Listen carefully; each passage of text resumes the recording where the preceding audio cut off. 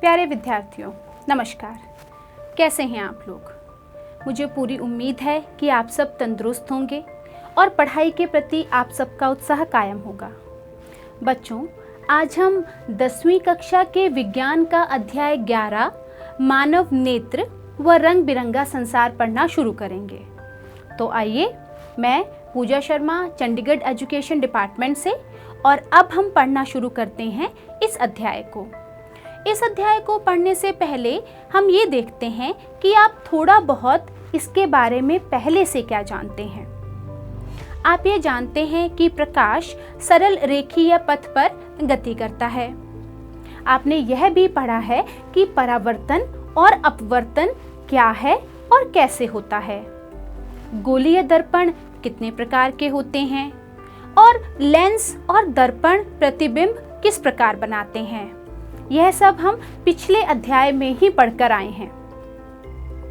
तो आइए अब देखते हैं कि इस अध्याय में आज हमने क्या पढ़ना है।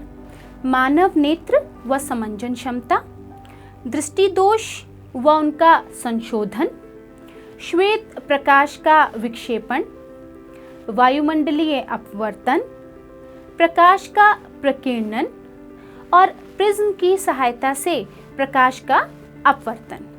तो चलिए बच्चों, इन सभी टॉपिक्स को एक एक कर डिटेल में पढ़ना शुरू करते हैं।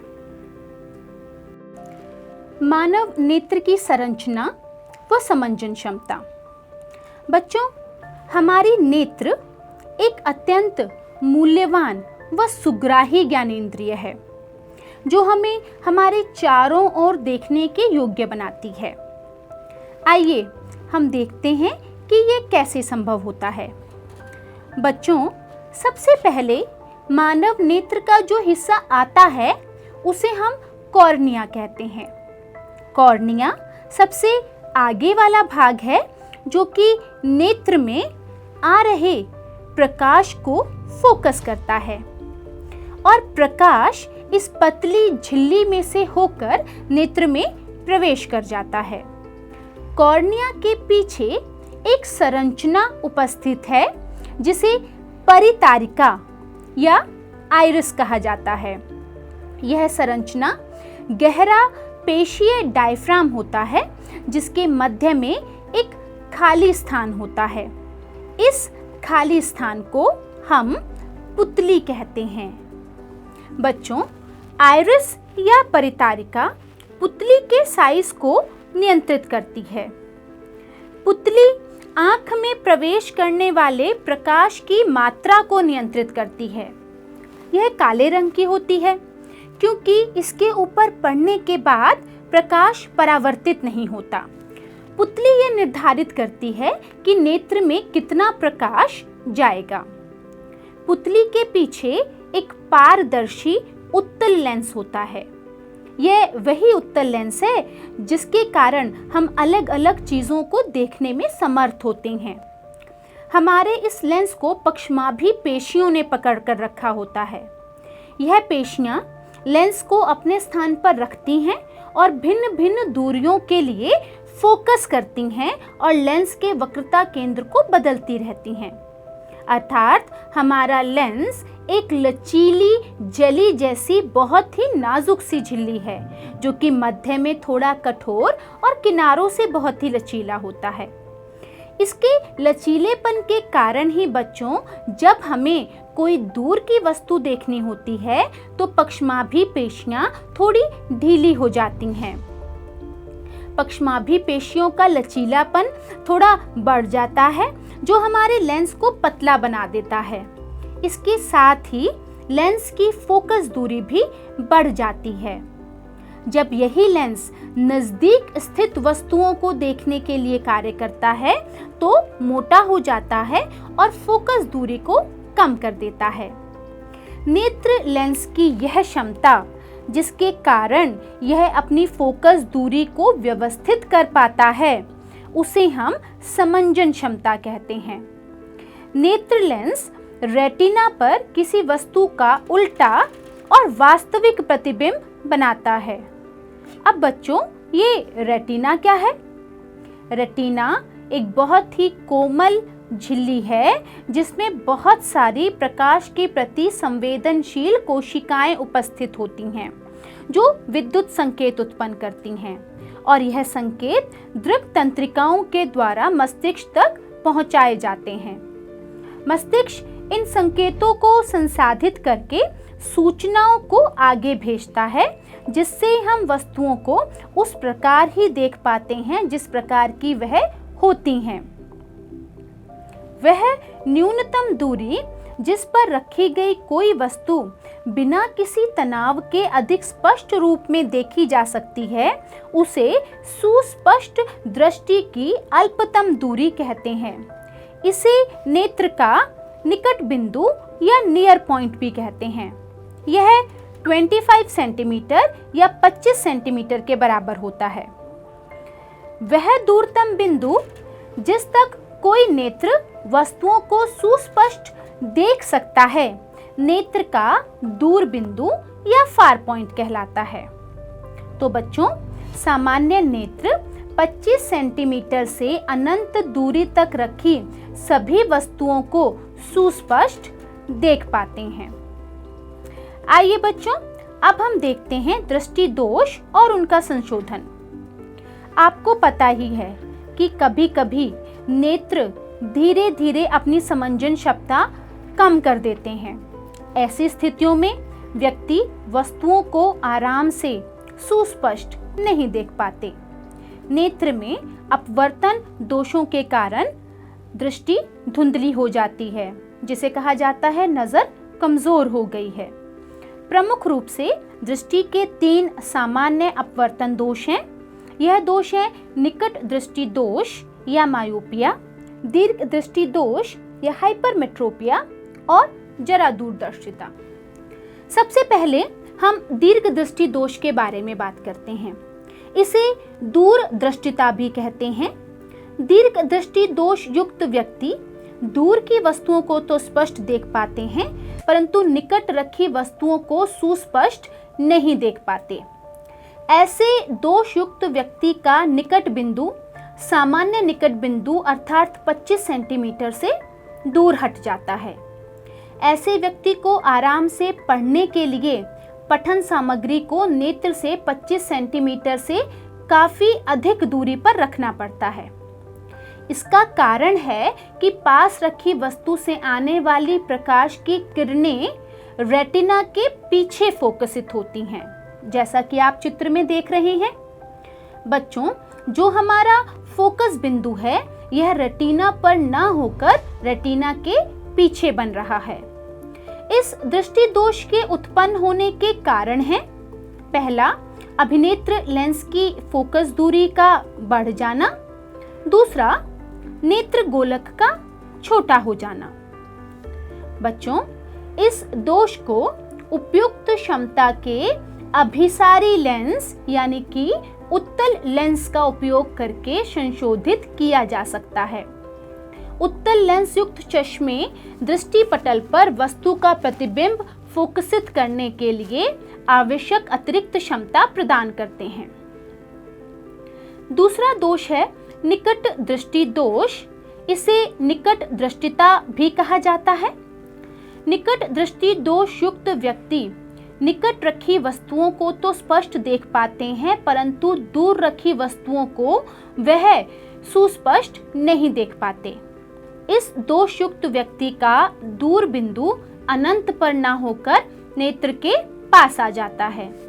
ऐसा व्यक्ति कुछ मीटर रखी वस्तुओं को ही साफ साफ देख पाते हैं। निकट दृष्टि दोष युक्त नेत्र में किसी दूर रखी वस्तु का प्रतिबिंब रेटिना पर न बनकर उससे पहले बन जाता है। इस दोष के होने के भी कारण हैं। पहला कारण, अभिनेत्र लेंस की वक्रता का अत्यधिक होना और दूसरा, नेत्र गोलक का लंबा हो जाना। इस दोष को किसी उपयुक्त क्षमता के अवतल लेंस का उपयोग करके संशोधित किया जा सकता है। जैसा कि आप देख रहे हैं, उपयुक्त क्षमता का अवतल लेंस वस्तु के प्रतिबिंब को दृष्टि पटल पर ले आता है और इस प्रकार इस दोष का संशोधन हो जाता है। आइए अब हम बात करते हैं जरा दूरदर्शिता की। बच्चों, आयु में वृद्धि होने के साथ साथ मानव नेत्र की समंजन क्षमता कम होती जाती है। अधिकांश व्यक्तियों का निकट बिंदु दूर हट जाता है और इसलिए संशोधक चश्मों के बिना उन्हें पास की वस्तुएं आराम से देखने में कठिनाई होती है। इस दोष को जरा दूरदृष्टिता कहते हैं। पक्षमाभी पेशियां, जिन्हें हम सीलियरी मसल्स कहते हैं, यह धीरे धीरे दुर्बल हो जाती हैं और क्रिस्टलीय लेंस का लचीलापन कम हो जाता है। इस वजह से जरा दूरदृष्टिता उत्पन्न होती है। कभी कभी किसी व्यक्ति के नेत्र में दोनों ही प्रकार के दोष, निकट दृष्टि दोष और दूरदृष्टि दोष उत्पन्न हो जाते हैं। ऐसे व्यक्तियों को वस्तुओं को सुस्पष्ट देखने के लिए प्राय द्विफोकसी या बायफोकल लेंस का उपयोग करना पड़ता है। बायफोकल लेंस में अवतल और उत्तल दोनों ही लेंस होते हैं। ऊपरी भाग में अवतल लेंस होता है जो दूर की वस्तुओं को देखने में सहायता करता है और निचले भाग में उत्तल लेंस होता है। यह पास की वस्तुओं को सुस्पष्ट देखने में सहायता करता है। बच्चों, आजकल अलग अलग प्रकार के ऑपरेशंस के द्वारा भी दृष्टि दोषों का निवारण किया जा सकता है। बच्चों, आपने जरूर इंद्रधनुष को देखा होगा। जब बारिश होती है तो उसके पश्चात आकाश में इंद्रधनुष दिखाई देता है। हमें उसके रंग भी बहुत सुंदर प्रतीत होते हैं। आइए एक प्रिज्म के द्वारा हम इंद्रधनुष के रंगों को प्राप्त करने की कोशिश करते हैं। एक गत्ते की मोटी शीट लीजिए तथा इसके मध्य एक छोटा सा छिद्र या पतली झिरी बनाइए। यह पतली झिरी इसलिए बनाई ताकि हमें प्रकाश का एक तीक्ष्ण और छोटा प्रकाश पुंज प्राप्त हो सके। इस पतली झिरी पर सूर्य का प्रकाश जब पड़ता है तो हमें श्वेत प्रकाश का एक छोटा पतला किरण पुंज प्राप्त होता है। अब कांच का एक प्रिज्म लीजिए और इस प्रिज्म को इस झिरी से प्रकाश को इसके फलक पर डालने की कोशिश करिए और इस प्रिज्म को धीरे धीरे इतना घुमाइए कि इससे बाहर निकलने वाला प्रकाश पास रखे किसी पर्दे पर दिखाई देने लगे। तो आप क्या देख रहे हैं? जी हाँ, आपको रंगों की एक सुंदर पट्टी दिखाई दे रही है। ऐसा क्यों होता है? ये सब किसने किया? यह सब हमें प्रिज्म के द्वारा प्राप्त हो रहा है। तो संभव है कि प्रिज्म आपतित श्वेत प्रकाश को रंगों की पट्टी में विभक्त कर देता है। इस रंगीन पट्टी पर दोनों सिरों पर दिखाई देने वाले वर्णों को नोट करिए।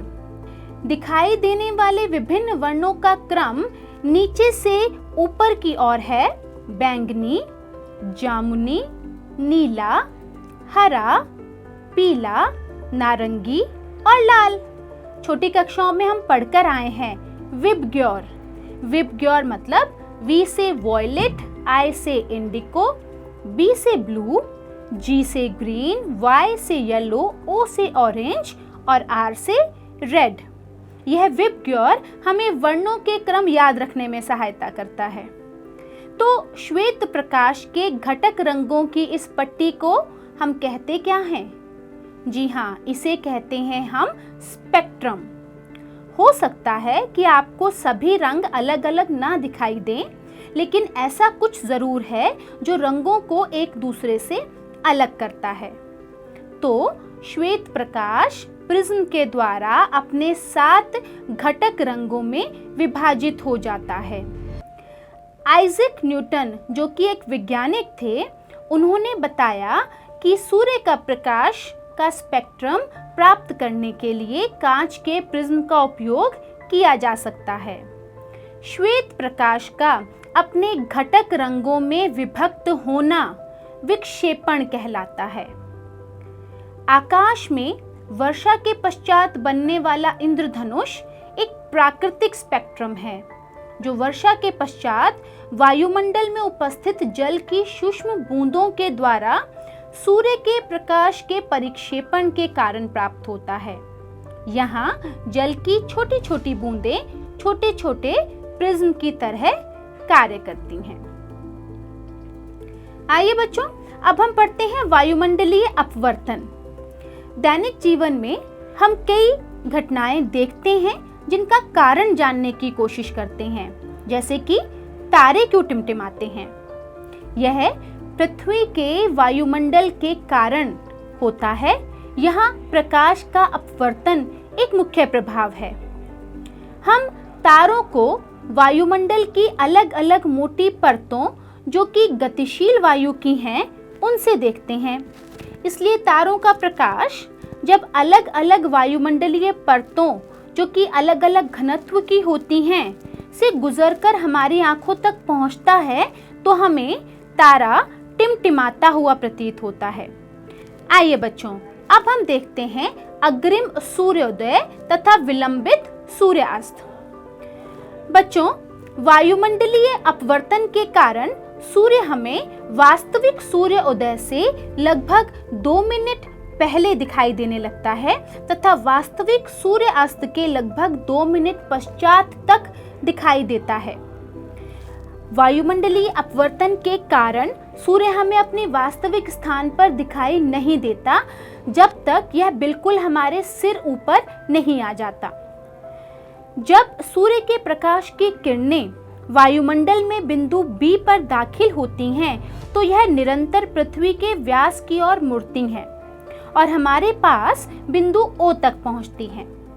इस प्रकार यह प्रकाश की किरणें हमें BO से आने के अतिरिक्त बिंदु AO से आती हुई प्रतीत होती हैं।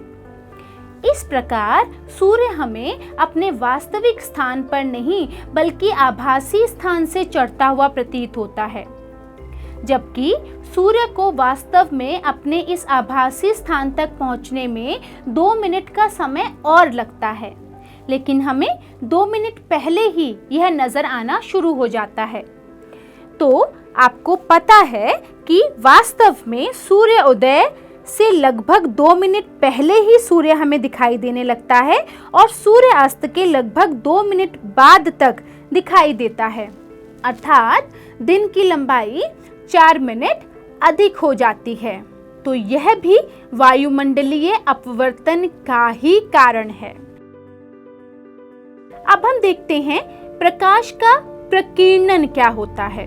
अपने दैनिक जीवन में हमें कुछ बहुत ही हैरान कर देने वाले प्रश्न सोचने को मिलते हैं, जैसे कि आसमान का रंग नीला क्यों होता है, गहरे समुद्र के पानी का रंग कैसा होता है, सूर्योदय और सूर्यास्त के समय हमें सूर्य लाल क्यों दिखाई देता है।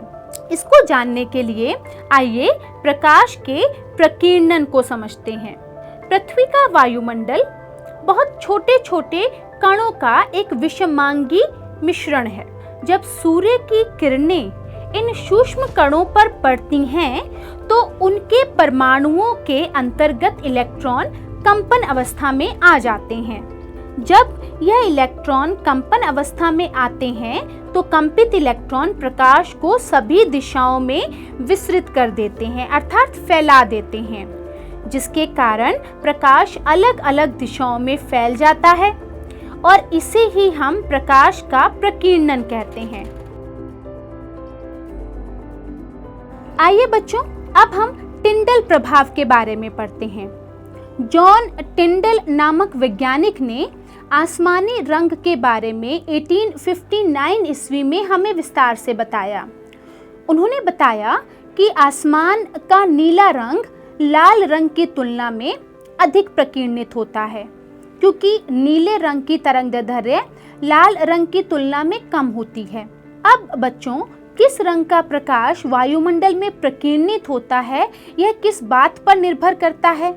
यह वायुमंडलीय कणों के आकार पर निर्भर करता है। किसी घने जंगल के वितान से सूर्य का प्रकाश जब गुजरता है तो टिंडल प्रभाव देखा जा सकता है, क्योंकि हमें पता है कि पृथ्वी का वायुमंडल सूक्ष्म कणों से बना है। इन कणों में धुआं, जल की सूक्ष्म बूंदें, धूल के निलंबित कण तथा वायु के अणु सम्मिलित होते हैं। जब कोई प्रकाश किरण पुंज ऐसे महीन कणों से टकराता है तो उस किरण पुंज का मार्ग दिखाई देने लगता है। इसे ही टिंडल प्रभाव कहा जाता है। तो अब देखते हैं स्वच्छ आकाश का नीला रंग क्यों दिखाई देता है। लाल रंग के प्रकाश की तरंगदैर्ध्य नीले प्रकाश की तुलना में लगभग 1.8 गुना है। इसलिए जब सूर्य का प्रकाश वायुमंडल से गुजरता है तो वायु के सूक्ष्म कण लाल रंग की अपेक्षा नीले रंग को अधिक प्रबलता से प्रकीर्णित करते हैं, क्योंकि नीले रंग की तरंगदैर्ध्य कम है और यह प्रकीर्णित हुआ प्रकाश ही हमारे नेत्रों में प्रवेश करता है। मान लीजिए यदि पृथ्वी पर वायुमंडल ना होता तो कोई प्रकीर्णन नहीं हो पाता, तब आकाश काला प्रतीत होता। इसी अत्यधिक ऊंचाई पर उड़ते हुए यात्रियों को आकाश काला प्रतीत होता है, क्योंकि इतनी ऊंचाई पर प्रकीर्णन सुस्पष्ट नहीं होता है। बच्चों, आपने देखा ही होगा कि खतरे के निशान हमेशा लाल रंग के होते हैं। क्यों? जी हाँ, अब आपको समझ में आ गया क्यों। क्योंकि लाल रंग की तरंगदैर्ध्य अधिक है और लाल रंग कोहरे या धुएं में भी सबसे कम प्रकीर्णित होता है, इकट्ठा एक जगह पर दिखाई देता है। इसलिए यह दूर से भी हमें दिखाई देता है। इसी कारण खतरे का निशान हमेशा लाल रंग के ही बनाए जाते हैं। सूर्योदय और सूर्य अस्त के समय सूर्य का रंग और आकाश रक्ताभ प्रतीत होता है। आकाश के नीले रंग का होना तथा सूर्य उदय तथा सूर्यास्त के समय सूर्य का रक्ताभ प्रतीत होने को समझने के लिए हम प्रकाश के प्रकीर्णन का ही वर्णन करते हैं। क्षितिज के समीप स्थित सूर्य से आने वाला प्रकाश हमारे नेत्रों में पहुंचने से पहले पृथ्वी के वायुमंडल की मोटी परतों से होकर गुजरता है। तब सूर्य जब सिर के ठीक ऊपर हो तो सूर्य से आने वाला प्रकाश अपेक्षाकृत कम दूरी तय करता है। दोपहर के समय सूर्य श्वेत प्रतीत होता है, क्योंकि नीले तथा बैंगनी वर्ण का बहुत थोड़ा भाग ही प्रकीर्णित हो पाता है। क्षितिज के समीप नीले तथा कम तरंगदैर्ध्य के प्रकाश का अधिकतर भाग कणों के द्वारा प्रकीर्णित हो जाता है और इसलिए हमारे नेत्रों तक पहुंचने वाला प्रकाश अधिक तरंगदैर्ध्य का होता है। और इसी कारण सूर्य उदय तथा सूर्य अस्त के समय हमें सूर्य रक्ताभ प्रतीत होता है।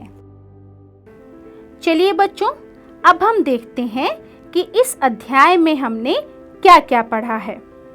मानव नेत्र एक अत्यंत मूल्यवान व सुग्राही ज्ञानेंद्रिय है।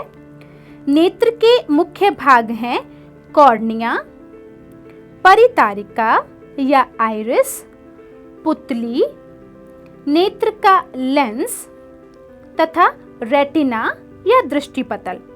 वह अल्पतम दूरी जिस पर रखी वस्तु को नेत्र बिना किसी तनाव के सुस्पष्ट देख सकता है, उसे नेत्र का निकटतम बिंदु या सुस्पष्ट दर्शन की अल्पतम दूरी कहा जाता है। सूर्य के श्वेत प्रकाश का अपने घटक रंगों में बट जाना प्रकाश का विक्षेपण कहलाता है। तारों का टिमटिमाना वायुमंडलीय अपवर्तन के कारण होता है।